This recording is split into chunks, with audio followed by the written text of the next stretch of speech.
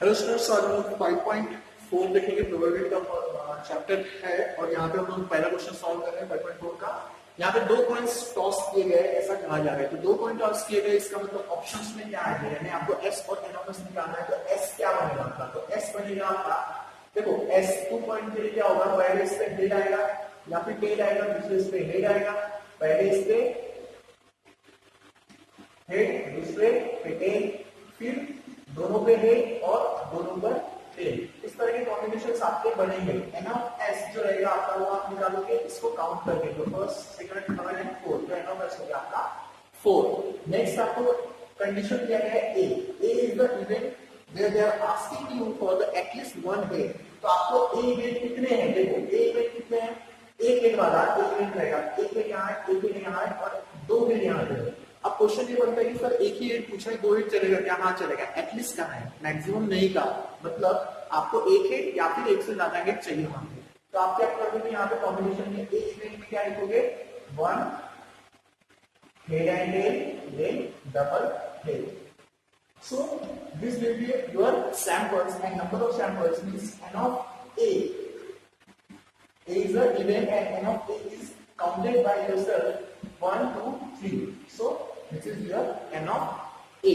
Then next condition is B. Event B, और event B क्या कहता है, getting no head means there will be no head, कोई head नहीं होना चाहिए। तो samples में देखो कि कौन सा ऐसा टर्म है जहाँ पे कोई head नहीं है। तो टी टी यहाँ पे दोनों टेल है, वहीं पे दो हेड, मतलब नो हेड वाली कंडीशन सेटिस्फाई है, दोनों पे टेल आना चाहिए। तो टेल दोनों पे कहाँ पे एक ही नहीं है। तो एन ऑफ डी जो रहेगा वो आपका बन जाता है 1।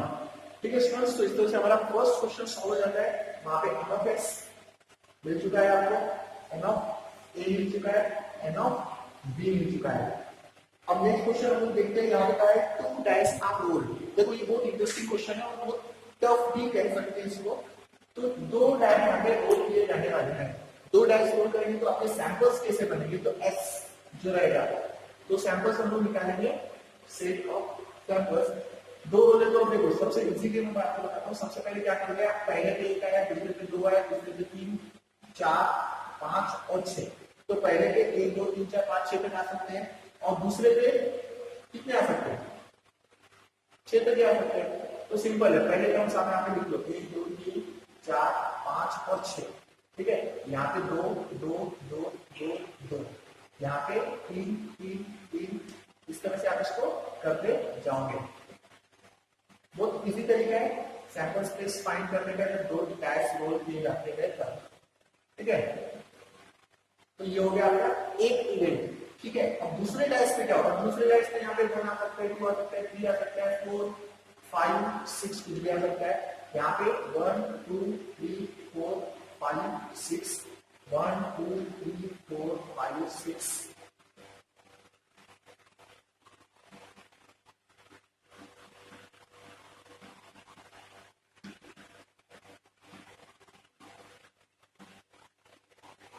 तो एन ऑफ एस कितना आएगा, सिंपल है, 6 रोज है, 6 कॉलम है, तो 36 आपका एन ऑफ एस आने वाला है। अब इसमें कंडीशन नंबर 1 ए पूछ रहे हैं कि सम ऑफ डिजिट एटलीस्ट 10। तो जो सम ऑफ डिजिट है वो एटलीस्ट 10 होने चाहिए। तो पहला इवेंट इन दोनों का एडिशन सम ऑफ 10 होना चाहिए और एटलीस्ट बोला है, यानी उससे ज्यादा चल सकता है। तो अब देखो मैं आपको एक शॉर्ट बताता हूँ, आप रिवर्स में क्या करते हो, देखो इनका सम 12 है, इसका 11 है, इसका 10 है, इसका 9। यहाँ पे धीरे धीरे जाओगे तो कम होता जाएगा। तो 12, 11 और 10, हमको सिर्फ इतनों की जरूरत है। तो आप सिर्फ इतने ही टर्म्स यूज करोगे यहाँ पे। ठीक है स्टूडेंट्स, तो यहाँ पे नॉन रेगुलर मैट्रिक्स आपको मिलता है, तो वो आप सिंपल तरीके से लिख लोगे। तो एक कंडीशन है एटलीस्ट 10 का। तो ए कितने बनते हैं, 4, 6, देन 5, 5, देन 6, 4, इसके बाद 6, 5, 5, 6 एंड 6, 6। ठीक है स्टूडेंट्स, तो एन ऑफ ए कितना हो जाएगा, आप इसको काउंट कर लेंगे 1, 2, 3, 4, 5, 6। तो एन ऑफ ए हो जाता है 6 और आपका आंसर इस तरह से आपको मिल जाता है। नेक्स्ट आपको पूछा गया है कि addition is 33, sum of digit on the dice surface is 33। अब देखो सर मैक्सिमम आपका 12 आ सकता है, 36 तो आने से 6 एक क्या आ सकता है, दूसरे पे 6 आता है 12 भी आएगा, 33 नहीं आ सकता है। इसका मतलब आप क्या लिखोगे, बी जो है वहां पे कोई मैट्रिक्स में कुछ नहीं आता है, ठीक है, तो वो एम्प्टी मैट्रिक्स रहेगा। तो N of B equals to 0 और ये नल मैट्रिक्स आपको फाउंड होता है।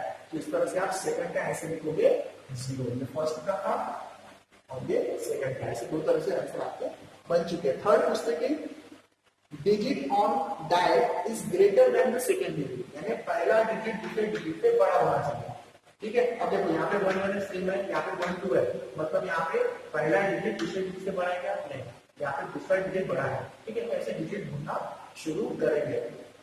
तो सबसे पहले मुझे यहाँ पे मिलता है 21, ठीक है, उसके बाद 31 मिल गया, उसके बाद 32 42 52, ठीक है।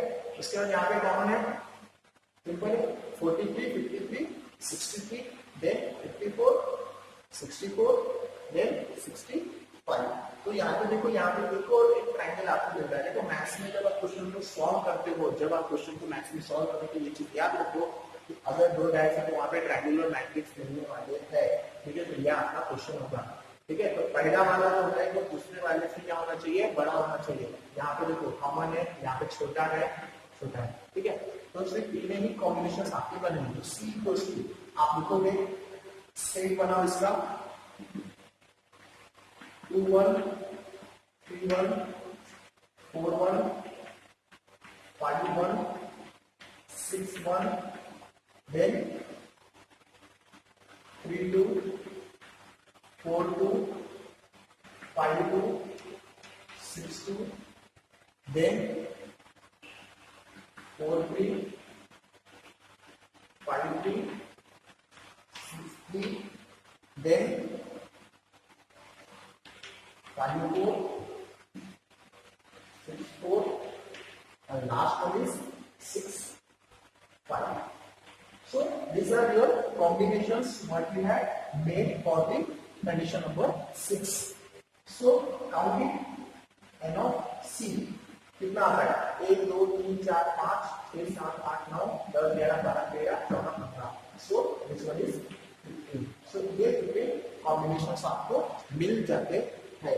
तो चलो स्टूडेंट्स हम लोग नेक्स्ट क्वेश्चन सॉल्व करेंगे। नेक्स्ट क्वेश्चन में क्या कह रहा है कि 1 से लेकर के 15 तक, ठीक है, इसके ऊपर लिखा हुआ है 1 से लेकर 15 तक नंबर्स, ठीक है, और इसको ड्रॉ किया जा रहा है, एक डिजिट ड्रॉ किया जा रहा है। तो शो करो कि इवन नंबर आएगा। तो 1 से लेकर 15 तक एस सैंपल स्पेस क्या रहेगा आपका, 1 कंसीडर होगा, 2 3 4 5 6 7 8 9 10 11 12 13 14 एंड 15। एन ऑफ एस क्या बनेगा आपका, देखो एन ऑफ एस निकालते समय 15 तक किया है, पर आपने 15 में काम किया यहाँ से क्या है 1 2 3 4 5 गिनने की जरूरत नहीं है, डायरेक्ट आप यहाँ पे 15 लिख दोगे, ठीक है।